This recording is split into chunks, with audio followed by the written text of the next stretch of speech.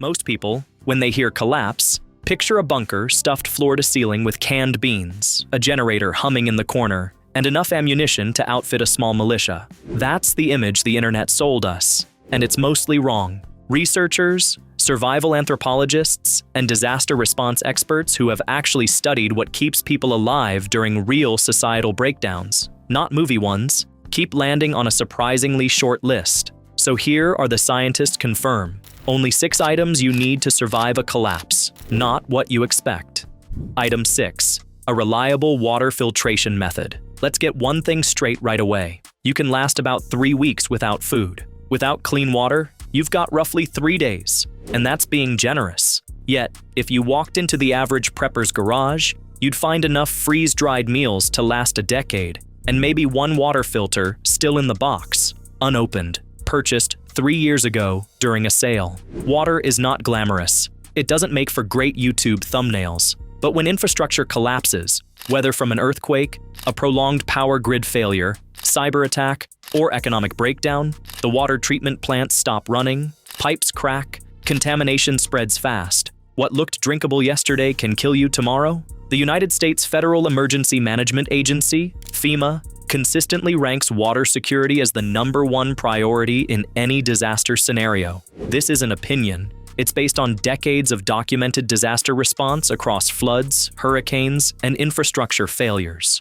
What actually works? Portable ceramic or hollow fiber water filters, like a Sawyer Squeeze or a Berkey gravity filter, can remove bacteria, protozoa, and many chemical contaminants from virtually any freshwater source. Combined with water purification tablets as a backup, these cover almost every realistic scenario. The overlooked piece most people miss: knowing where your nearest natural water source is before anything goes wrong. A filter is useless if you don't know where to get water to run through it. Rivers, streams, ponds, even collected rainwater, you need a mental map of your immediate geography before you ever need it. FEMA recommends storing at least 1 gallon of water per person per day for a minimum of 3 days, but most serious emergency planners push that number to 2 weeks. In a prolonged collapse scenario, natural sourcing with filtration becomes the only sustainable model. The single greatest threat to public health following a major disaster is not injury, it is waterborne disease, noted the World Health Organization in their 2011 framework on disaster risk reduction. Cholera, typhoid, dysentery. These aren't historical footnotes. They resurface every time a modern water system fails. Haiti in 2010, Puerto Rico in 2017. These are recent examples, not ancient ones. There's also a secondary layer to water security that rarely gets discussed: water storage containers. Filtration is only useful if you have something to carry and store treated water in. Food-grade containers, the kind that don't leach chemicals into what's inside them, matter more than most people think. A 5-gallon collapsible water container weighs almost nothing when empty and becomes essential when you need to transport water from a source to your location. The military has understood this for centuries. Armies that controlled water supply routes controlled the outcome of campaigns. The principle hasn't changed. What has changed is that most people in the developed world have never had to think about it, which means the learning curve, when it comes, arrives at the worst possible moment. Item 5. Seed stock. Open pollinated, not hybrid. Here is where it gets counterintuitive. Not a year's supply of freeze-dried food. Seeds. The distinction matters enormously. Hybrid seeds, which dominate commercial agriculture, are engineered to produce one excellent crop. Save those seeds and replant them, and what you get the following season is unpredictable, often sterile, and almost always disappointing. Open pollinated or heirloom seeds, on the other hand, breed true. You plant them, harvest them, save a portion, and plant again next season, indefinitely. This is how all of human agriculture worked until about the mid-20th century. It's not a radical concept. It's how civilization survived for 10,000 years. The practical implication for a collapse scenario is this: a supply of freeze-dried food has an end date. A seed bank doesn't, provided you know how to use it. And that's the catch most people skip over. Seeds without knowledge are just expensive packets of frustration. The Svalbard Global Seed Vault in Norway, buried in Arctic permafrost and capable of holding 4.5 million seed varieties, exists precisely because the scientific community understands what happens when agricultural systems fail. It's not a doomsday fantasy. It's a concrete acknowledgement that food security begins with genetic plant diversity. For practical home use, a well-curated seed collection should prioritize calorie-dense crops that grow in your specific climate. Dried beans, corn, squash, root vegetables, and leafy greens for nutrition. Diverse, regionally appropriate, stored properly. Cool, dark, dry. Most vegetable seeds remain viable for 3 to 5 years, and some considerably longer. The secondary skill that comes packaged with this item? Basic soil knowledge. What grows in your ground, how to compost, when to plant in your region. This is information that was considered common knowledge for most of human history and has largely been forgotten in 2 generations. The Rodale Institute, which has conducted the longest-running study comparing organic and conventional farming systems since 1981, has consistently documented that organic, non-hybrid agricultural systems outperform industrial ones during periods of drought and stress. That finding has significant implications for anyone thinking about long-term food resilience. One more thing worth saying about seeds that almost never comes up in survival discussions: pollination. Many vegetable crops require insects, primarily bees, to produce food. A seed bank paired with some basic knowledge of companion planting and pollinator habitat is a more complete system than seeds alone. Planting flowers alongside vegetables, avoiding pesticides, and understanding which crops are self-pollinating versus which need help. These aren't botanical hobbies.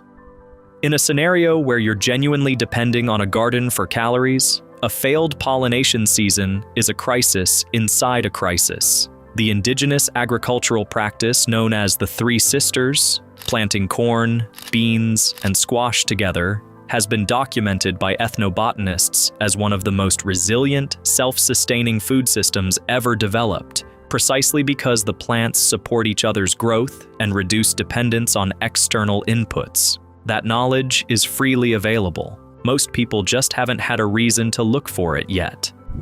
Item 4. A manual communication device, specifically a hand crank or solar-powered radio. People tend to underestimate how much of survival is about information, not just knowing how to do things, but knowing what is actually happening around you.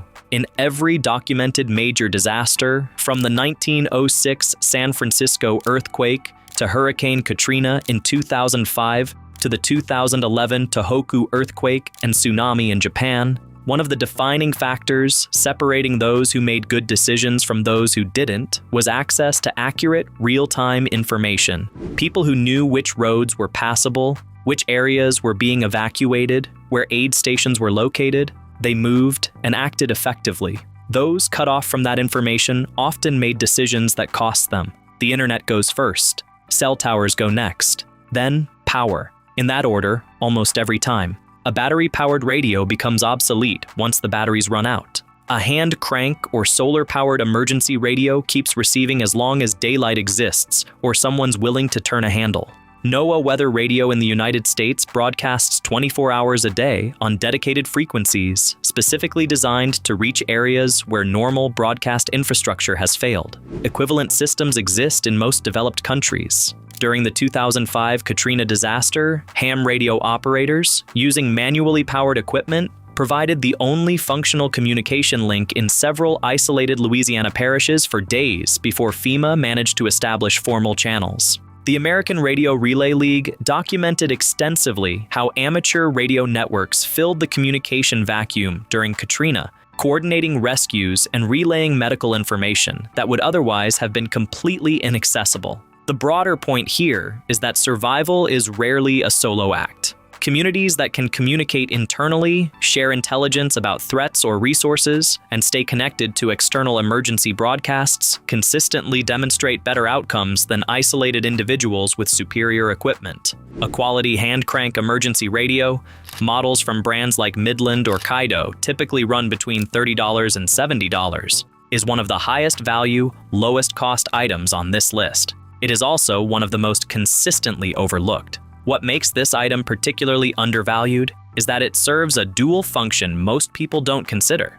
It keeps you calm as much as it keeps you informed. Psychologists who study disaster behavior have documented a phenomenon sometimes called information vacuum panic, the tendency for people in communication blackouts to catastrophize, make impulsive decisions, and spread unverified rumors that cause real harm. During the aftermath of the 2011 Tohoku disaster in Japan, misinformation about radiation spread faster than factual reporting in areas where people had lost access to official broadcasts. Communities that maintained access to NHK's emergency radio network, Japan's public broadcaster, which stayed on air throughout, showed measurably different behavioral patterns from those that didn't. The takeaway is simple, but easily missed.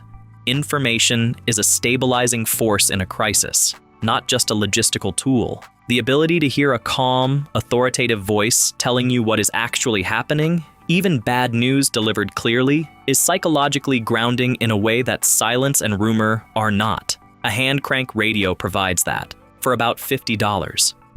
Item 3.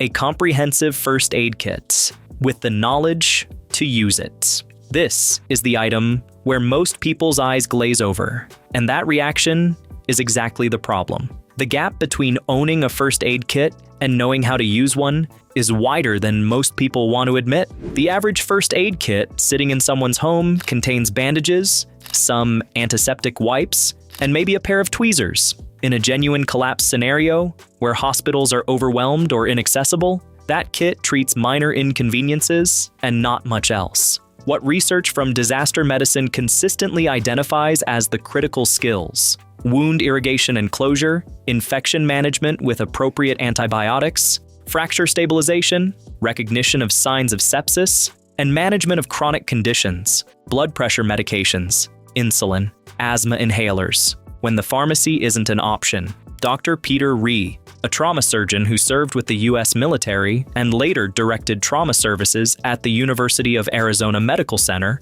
has said plainly that in mass casualty events, the ability of bystanders to manage hemorrhage, severe bleeding, is the single most impactful civilian skill. Most people bleed out from injuries that are entirely survivable if someone nearby knows how to apply a tourniquet correctly. The good news, this is a learnable skill. Stop the Bleed is a national program in the United States, launched in 2015 with support from the American College of Surgeons, specifically to train civilians in hemorrhage control. A basic course takes about an hour. A well-stocked kit for a serious emergency should include tourniquets, specifically the CAT, Combat Application Tourniquet, hemostatic gauze, wound closure strips, SAM splints, a blood pressure cuff, a pulse oximeter, and a supply of common over-the-counter medications. Ideally, prescription antibiotics acquired through a physician willing to prepare patients for emergency scenarios. A conversation more doctors are willing to have than you might think. The knowledge component doesn't require a medical degree. The Wilderness First Responder Curriculum, a 70 to 80-hour course originally designed for backcountry situations where professional medical help is hours or days away, teaches exactly the kind of improvised medical management relevant to collapse scenarios. It's available through organizations like NOLS and Wilderness Medical Associates. Medicine in austere environments is 90% assessment and 10% intervention,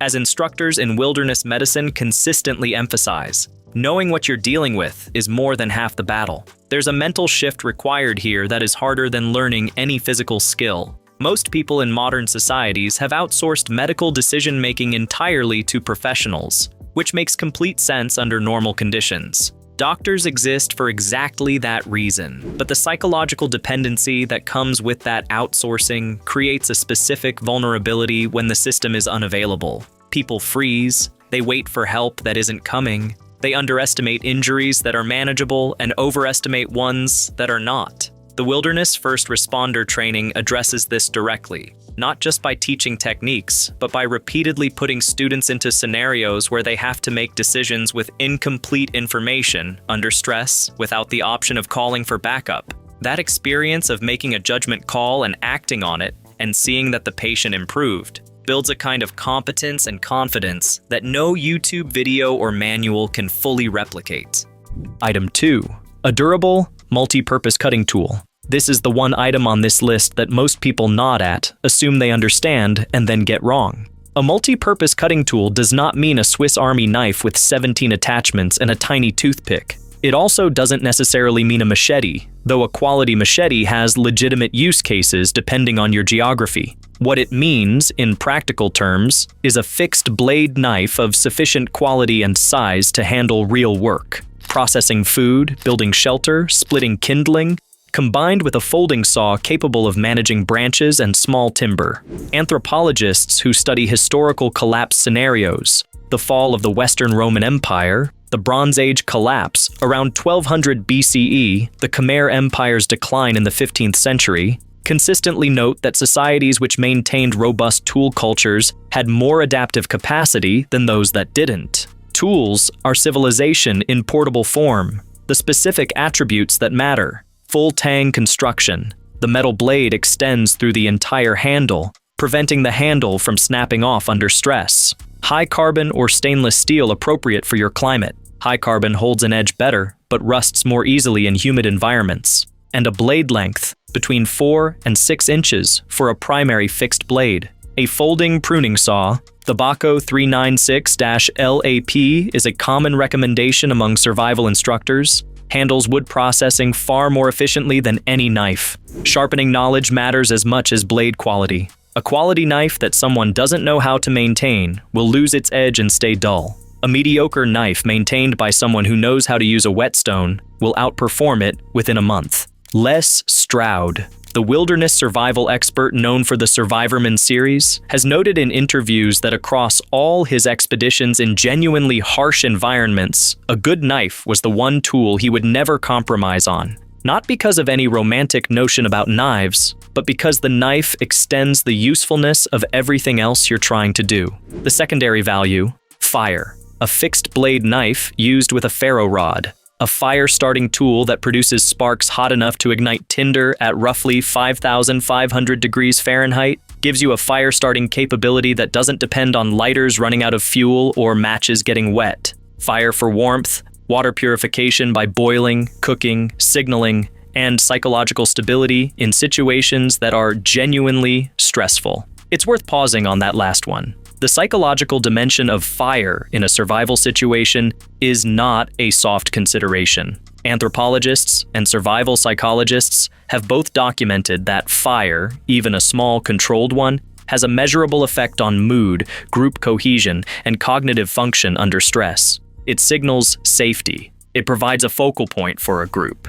Humans have been sitting around fires for roughly 1 million years. And whatever that experience has wired into the nervous system hasn't changed, because we now have central heating. Item 1. Social capital, your network of people. And here is the one that nobody puts on a list, which is precisely why scientists keep putting it on theirs. This is the item that makes preppers uncomfortable and researchers emphatic. Study after study of actual collapse scenarios, not theoretical ones, real ones, shows that individuals who survive and recover best are not the ones with the most gear. They are the ones embedded in functional social networks with diverse, complementary skills. Dr. Daniel Aldrich, a political scientist at Northeastern University and one of the foremost researchers on disaster resilience, has spent years analyzing recovery data from disasters including the 1995 Kobe earthquake, the 2004 Indian Ocean tsunami, and Hurricane Katrina.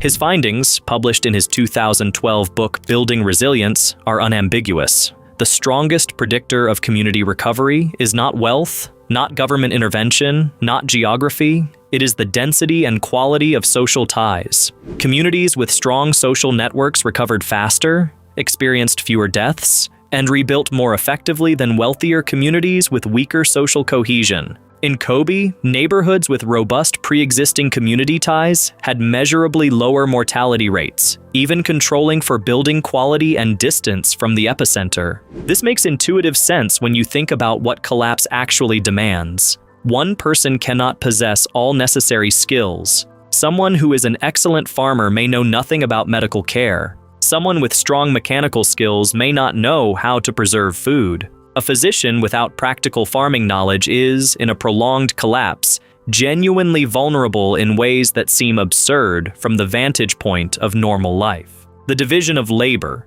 the The principle underlying all complex civilization doesn't disappear in a collapse. It becomes more visible and more urgent. People who have invested in relationships, in community, in the kind of trust that allows genuine cooperation under stress are operating with a resource that cannot be purchased or assembled from a catalog.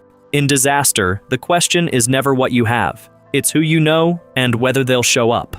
Aldrich has noted in interviews about his research. The practical implication: the time to build social capital is not after the crisis begins. It is now. Neighbors you actually know by name. A community garden that gets you familiar with people who know how to grow food. A local volunteer fire department or medical auxiliary. Skills sharing groups. Amateur radio clubs. These are not soft, feel-good activities existing alongside practical preparation. They are the preparation. A neighborhood where 6 families know each other, trust each other, and have between them a nurse, a carpenter, a gardener, a mechanic, someone with a water filtration system, and someone with a ham radio license. That neighborhood has a better chance of functioning through a serious disruption than any individual with a bunker full of supplies and no one to turn to. The research on this point is consistent enough that FEMA's own Community Emergency Response Team program, CERT, is built around precisely this principle. Trained, networked civilians form the backbone of community resilience far more effectively than any top-down emergency response system. There's a version of this that gets dismissed as idealistic, and it's worth addressing directly. The counter-argument usually sounds like, people are selfish. When things get bad, community breaks down. The evidence doesn't support that claim. Rebecca Solnit, in her 2009 book, A Paradise Built in Hell, documented how ordinary people, not governments, not militaries, spontaneously organized mutual aid during disasters, including the 1906 San Francisco earthquake, the 1917 Halifax explosion, and the Mexico City earthquake of 1985. Her conclusion was that human beings in disasters tend toward cooperation and generosity at rates that consistently surprise outside observers. The looting and violence that does occur tends to happen at the margins of social networks, not within them. Inside communities with genuine social ties, people share, organize, and show up. That is a documented, repeatable, cross-cultural pattern, not a hopeful abstraction. Building those ties in advance isn't just preparation for a potential crisis. It makes daily life better regardless of whether a crisis ever comes. Why this list looks the way it does. There's a pattern running through all 6 of these items that's worth naming directly. None of them are passive. Every single item on this list requires either knowledge, skill, or investment in relationships to be genuinely useful. The water filter, without knowledge of local water sources, is limited. The seeds without gardening knowledge are paper packets. The first aid kit without training is a collection of supplies you'll fumble with under stress. The radio without knowing what frequencies to monitor is background noise. The knife without maintenance skills is a piece of steel that gets progressively more useless. And the social network requires ongoing, genuine investment. It cannot be built in a crisis. This is almost certainly why these items don't dominate the prepper market. You can't really sell a course on building genuine friendships with your neighbors. You can't charge a premium for heirloom seeds if people understand they can save their own after the first season. The items that require the most continuous human engagement are simultaneously the most effective and the least commercially interesting. The survival industry, and it is an industry, has a financial incentive to point people toward gear, toward products, toward complexity. The researchers who study actual collapse events keep arriving at something simpler and harder: practical skills, stored fundamentals, and human community. Historical examples consistently reinforce this. During World War II, the populations that maintained food production through small-scale gardening, Britain's Dig for Victory campaign, for instance, turned private gardens and public parks into vegetable plots and provided a meaningful percentage of the country's caloric needs by 1943, demonstrated a form of resilience that no supply stockpile could have replicated. The social dimension of that campaign mattered as much as the food it produced. It gave communities a shared project, a shared identity, and mutual accountability. Similarly, during the economic collapse in Argentina between 1998 and 2002, when the peso lost nearly 70% of its value and formal economic structures effectively disintegrated in many sectors. The communities that adapted most successfully were those built around barter networks, neighborhood mutual aid, and shared resources, not those with the most individual savings. What collapsed in Argentina wasn't just the economy. It was the assumption that individuals could navigate uncertainty alone. Noted anthropologist Maureen Daly-Goggin in research examining informal economic networks during the Argentine crisis. There's a pattern in these historical examples that goes beyond the specifics. The communities that maintained function weren't the ones that had stockpiled the most. They were the ones that had maintained the most human infrastructure, trust, cooperation, a sense of shared stake in collective outcomes. That infrastructure is invisible in normal times. It becomes the only thing that matters in abnormal ones. The prepper community, for all its practical energy and genuine enthusiasm for self-reliance, has often missed this distinction. Self-reliance and community resilience are not opposites. They are complementary, but an obsessive focus on individual preparedness can actually erode the social bonds that matter most. A neighborhood where everyone is quietly stocking their own private bunker is, paradoxically, less resilient than one where people know each other and nothing about emergency preparedness at all. The item that almost made this list. There was a seventh contender that researchers argue over: shelter materials and the knowledge to build or repair basic protection from the elements. In most scenarios, particularly those where people remain in their existing homes, this doesn't become immediately critical. But in displacement situations, floods, wildfires, or conflicts that force people out of established housing, the ability to construct or significantly improve a temporary shelter using available local materials becomes essential very quickly. The reason it didn't make the final list: it is the most geography-dependent item of all. What constitutes useful shelter knowledge in the Pacific Northwest, where rain is the primary hazard, is genuinely different from what matters in the American Southwest, where heat management and water collection from shelter structures may be more relevant than waterproofing. The principle matters. The specific application varies too much to make a universal list. Still, basic tarp rigging, understanding of insulation principles, and knowledge of passive solar design, how to orient a shelter to take advantage of winter sun and summer shade, are skills worth acquiring regardless of where you live. What this is not. This video is not a call to build a bunker, withdraw from society, or spend the next 3 weekends panic buying at a military surplus store. The practical takeaway from everything researchers in disaster resilience consistently find is actually the opposite of isolation.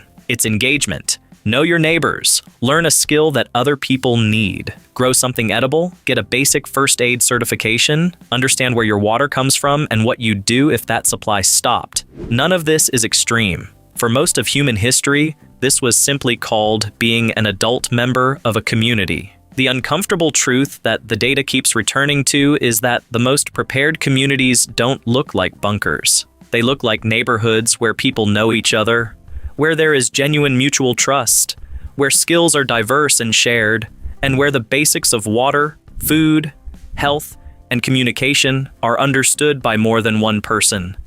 The 6 items are ultimately tools for enabling that kind of community, not substitutes for it. So there it is. Not the list most people expected. No years of freeze-dried food. No gold bars. No fortress mentality.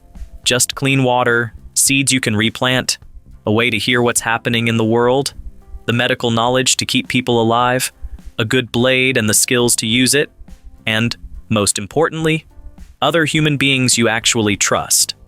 The scientists who study this aren't being naive. They are following the evidence. And the evidence, repeatedly and consistently across disasters of every kind, points toward the same conclusion.